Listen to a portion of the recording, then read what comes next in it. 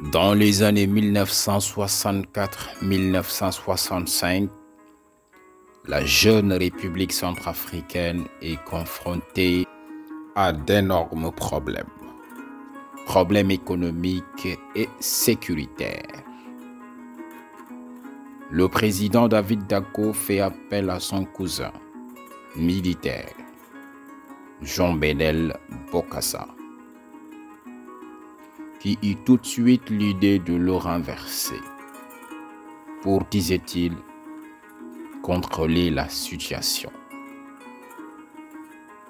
Dacko le comprend et le met au frigo en l'envoyant en France. De retour au pays, Bokassa s'allie avec le capitaine Banza pour passer à l'action. Finalement, il prend le pouvoir et pousse Dacko à la démission.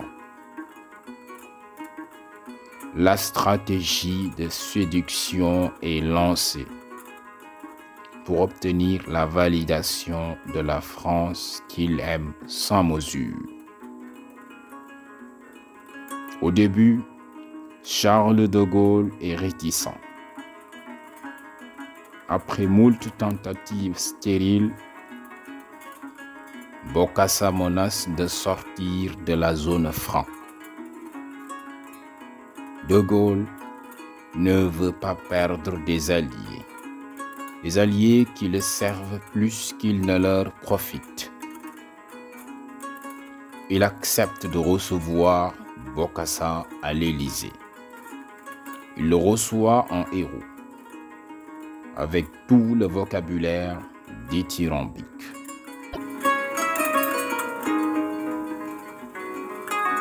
Le président, de tout cœur, nous nous félicitons de votre visite officielle en France.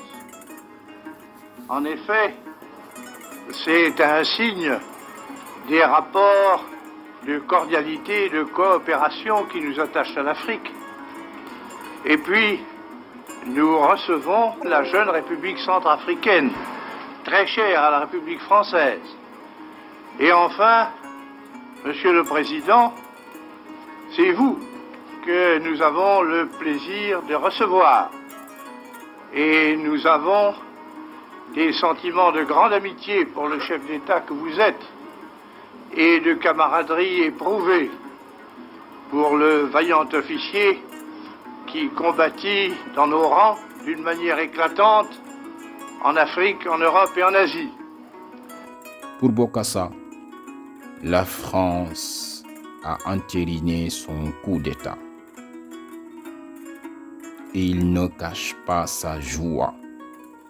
Si revenir en France est toujours une joie que ne cachent jamais tous les hommes qui ont eu la faveur de connaître ce magnifique pays, et moi-même particulièrement, dois-je aussi dire l'honneur que je ressens personnellement d'être accueilli aujourd'hui par l'illustre et le prestigieux Français qu'est le général de Gaulle, à l'occasion de cette visite officielle.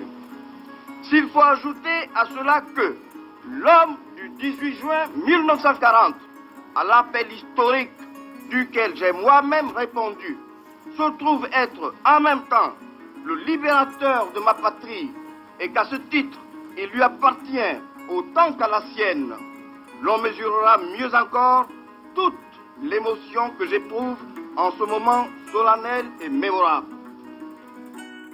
Cette scène rhétorique tient de l'opportunisme de Gaulle qui veut sauvegarder ses intérêts dans l'exploitation des mines d'uranium dont regorge la Centrafrique.